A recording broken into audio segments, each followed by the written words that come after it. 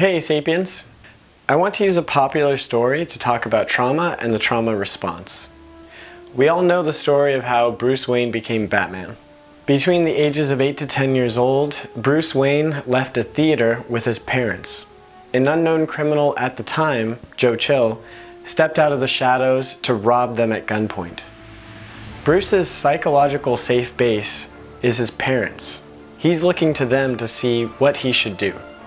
The family is facing a life-threatening situation, and the 4 trauma responses are fight, flight, freeze, fawn.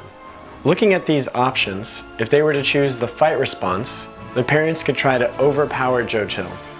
But this would likely lead to failure and death. Most likely Joe Chill would be able to shoot them and then rob them afterwards. There's flight. They could try to take Bruce and make a run for it. But this is also likely to anger Joe Chill, who might shoot after them and loot their dead bodies. So this has a high likelihood of failure. There's the freeze response, and this would be to do absolutely nothing. You could imagine that they might be in total fear. And so if they don't move and don't respond, Joe Chill might move in to take their belongings, but this could also be a bad option because Joe Chill himself is likely very scared and cautious. He wants them to hand over their valuables. He doesn't want to go digging through their pockets. So this is also not a great response at this time for this situation because it's likely to anger Joe Chill and make him more distressed. Then there is the fawn response, and this is likely the correct response. The fawn response is also about appeasement and peacemaking. So in this case, it would be trying to calm down Joe Chill, hand over their valuables, and leave with their lives. Martha and Thomas Wayne are billionaires. Whatever they give over, they can replace, but they can't replace their lives. So they should reassure Joe Chill and hopefully leave safely. And fawning is what Thomas Wayne does, which is the correct response. He tries to hand over his wallet or his valuables. In haste, Joe Chill is too aggressive and goes for Martha's pearl necklace. This makes Thomas step in between him and Martha to protect his wife. However, this angers Joe Chill, who's already in an aggressive, scared state, and so he shoots and kills Thomas, then Martha Wayne. Bruce is still frozen and watching his parents bleed to death. He's overwhelmed with feelings of terror and impotent rage. This is where Batman is born. We have all the ingredients of a major trauma, a life-threatening situation, immobility paired with extreme negative emotionality. Trauma is a dislodged memory not in its proper place in the past. Bruce's mind will replay this memory over and over in waking life and nightmares. You can imagine how victimized Bruce must feel. There is a torturous feeling of powerlessness. Anyone would want to escape these feelings. In this situation, where can Bruce turn to have feelings of power and control? Who has the power and control? Joe Chill. Chill is the one with the power of life and death, and the control of what happens. In revenge fantasies, the victim often takes the place of the perpetrator. The victim believes this is the way to re-establish power and control. Rather than a fight response, I think this is more like a flight response. We flee from the version of ourselves that is hurting, afraid, and out of control to a point of power. We see in the perpetrator the one who is powerful and in control of this terrifying situation.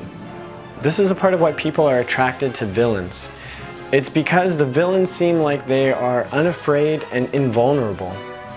So Bruce could have taken a very different path than Batman. Chill isn't a child and his parents aren't around. But Bruce can hold Chill at gunpoint and shoot him. You can see how in this situation with so few options, that seems like the path to power and control. This is a part of constriction. It's a trauma response. Our pupils literally constrict to let in less light as our mind focuses on the source of the threat and filters out any unnecessary information. In these types of situations with constriction, large parts of the brain actually power down so that you think less and react faster. However, this is a negative outside of the threatening situation. Outside of the threatening situation, when it's in the past, we want more of our brain online to open up our possibilities. In trauma, we relive these experiences with all their intensity, causing constriction and narrow thinking again. Instead of choosing the path of killing like Joe Chill, Bruce makes a vow. I will fight crime. Never again. I won't let this happen to anyone else. I don't want this to happen to anyone ever again. To not be like the perpetrator is a recognition that what they did was wrong and should not be done. It's sort of like Gandhi's message of be the change you want to see in the world. This is the response that be what you needed. What did you need in your time of trauma and become what you needed? Bruce needed a vigilante, a crime fighter, who knew enough martial arts and skills that they could stop an armed attacker without anyone getting killed. He became what he needed and dedicated his life to the mission. My version of Batman is the one who dedicated every action of his life towards this goal. Batman likely has over 100 different ways he could have stopped his parents from being killed. You might have heard the phrase, hurt people, and I hope you can see why. When we're dealing with these intense negative emotions, it's difficult to mentally step back and ask what we needed, to know what we needed. Sometimes we need to learn more to be able to imagine what we needed. If we are reliving a trauma repeatedly, it can be a noble and compassionate act simply to stay with our feelings and not become like the perpetrator, victimizing others so we can feel a momentary relief in power and control. Something else Bruce had is the small social connection in Gordon and later Alfred.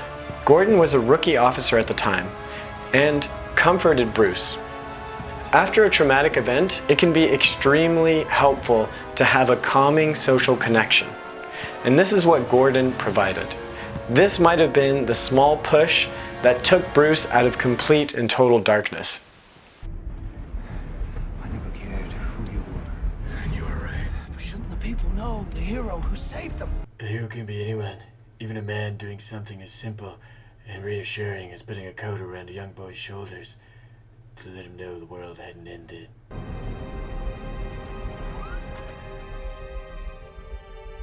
Bet you thought that was a clip from the actual movie, but that was me doing the voiceover of Batman's voice. Yeah, I know. You're surprised.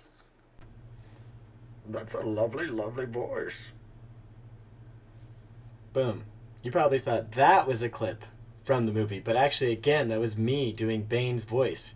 So comment yes below if you want me to upload The Dark Knight Rises, but me doing the voiceover for all of Batman and Bane's parts, or no, you don't not want to watch that, and I'll upload it. So, comment. There are alternate universes where things went very differently. In one universe, we see two different responses where Bruce Wayne is killed and his parents survive. Thomas Wayne becomes Batman with guns, and Martha Wayne goes to dissociation, freezing. She ends up becoming the Joker in that universe. I made a much longer video on trauma, which unfortunately doesn't involve comic books, but it's on a lot of the resources that I've learned from. So please check that out too, and thank you for watching.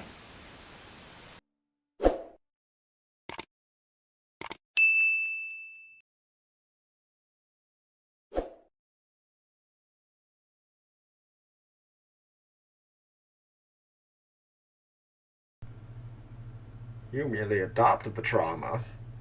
I was born in it, molded by it. I didn't see good mental health until I was already a man, and by then it was nothing to me but boring.